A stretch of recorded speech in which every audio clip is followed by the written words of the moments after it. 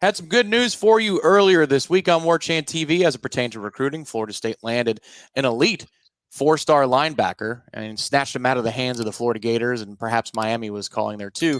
Today, it's time to talk about the real stuff, which is a little bit more bleak, but maybe not. That's why Michael Langston's here. He's the senior recruiting analyst for Warchant.com. My name is Tom Lang.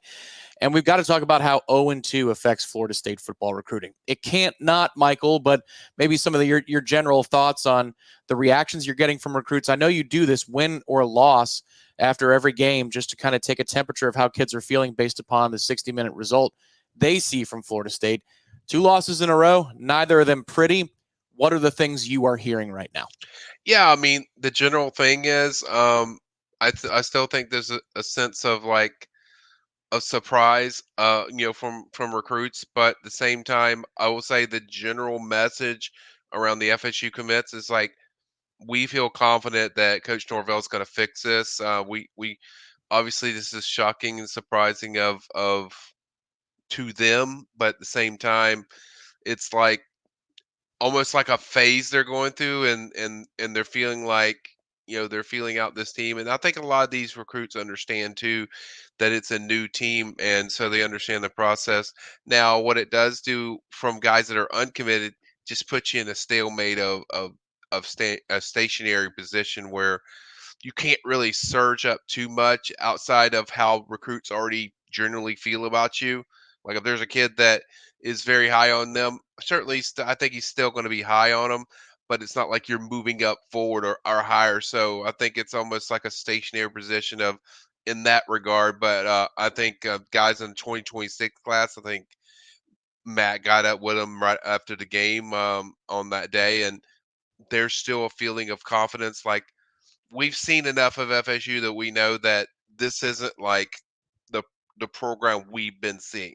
Mm-hmm. So I think there's a confidence that it will get fixed, whether you know whatever changes FSU does moving forward or whatnot. I think the recruits feel confident that Coach Norvell is going to get it right. There's some commits at the same time.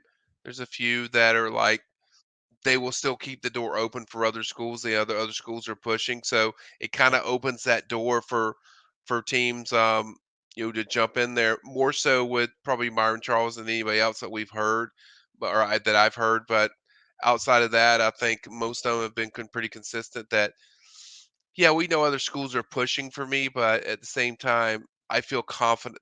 There still means a strong confidence of hey, we feel like this is going to get right. And the leader of that has been Tramel Jones. And I think it speaks to kind of the volume of where things are We'll get with to him. Trammell in just a second because I mean, every quarterback in a Yeah, given recruiting class has to be one of the guys, if not the guy, who's leading the charge. And obviously, there was some stuff that happened, before camp even started. Where Trammell was he going to, lock into Florida State? Was he considering something else? We'll get to that in a second. But Michael, just a general question about when things don't go right for a coaching staff, and this is the product they put on the field. Maybe it wasn't what they expected. Do they communicate less with kids in that situation to give them time and space? Do they communicate more? Do they stay on track and pretty consistent? I'm sure you've seen over, the decades that you've covered this, different staffs have yeah. different, methods. But what do you think about the way this coaching staff communicates to kids, especially in this moment? Do they need to do it more or less? I think it's a different view for every staff, as you alluded to, and I think with this staff, they stay consistent of what they are. They're very big on relationships. They don't put extra pressure just because things are bad. It's like, hey, you still with us or anything like that. It's a consistent brand of the relationship, and they're not there yet.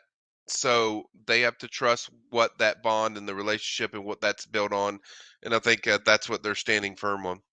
So with Tramell Jones, obviously, I was just talking about it. There was a point where maybe he was wavering, maybe he Yeah. wasn't. Michael, maybe he was just trying to drum up some more interest because he had made a decision so long ago. But Tramell Jones is Florida State's quarterback in this upcoming recruiting class, and you've had a chance to discuss with him where he stands. There's an article that you can find on warchant.com expanding on hmm where Florida State's quarterback commit sits after this team started 0-2. What can you tell us about that conversation and obviously where things stand in terms of his commitment level within being committed? First of all, I appreciate if Sherrell's watching this, whether he does or he doesn't. I really appreciate him talking to me. Obviously, it's a difficult time for both him personally and what his future program is going to do because Terrell got hurt on the field, last weekend. It doesn't seem like season ending, but I think the fact that he talked about that when he was so open, I think I can't stress this enough, guys. Like if your quarterback is that's committed to your school isn't locked in, it could be a big problem. So I think him making a statement on earlier, I think over the weekend, he made a statement saying, "Hey, I believe in FSU. I stand by this. I know we're going to be fine." All this stuff, and then making a statement about his injury, I think speaks one volumes to his leadership, which they definitely need, going forward. I think we've seen what FSU does when they have great leadership. It showed last year with the type of players that they had in there, and I think this shows good future leadership with Jamel coming out and telling people. And I won't give away everything the story, but I will say this one thing that I asked Tramel about the commits, and I said, "How is the feeling of vibe around all you? Because I know you group chat, you talk all the time." He said it's very strong, Mike. It's very strong.